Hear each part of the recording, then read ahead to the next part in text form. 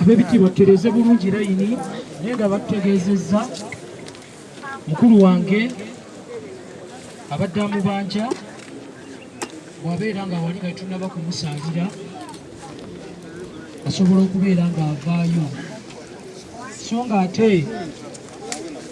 bwe kibeera nga gwabadde abanja naawe kikulu nnyo okutuukiriza obuvunaanyizibwa obwo n'obeera ng'oleeta kyabadde akubanja so ku nsonga eyo tewaliiwo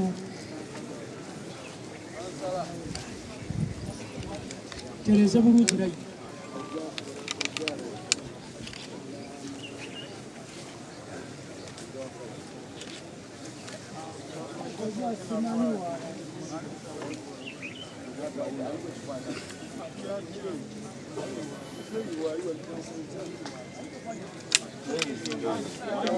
Jangu muganda wange oba olina ensonga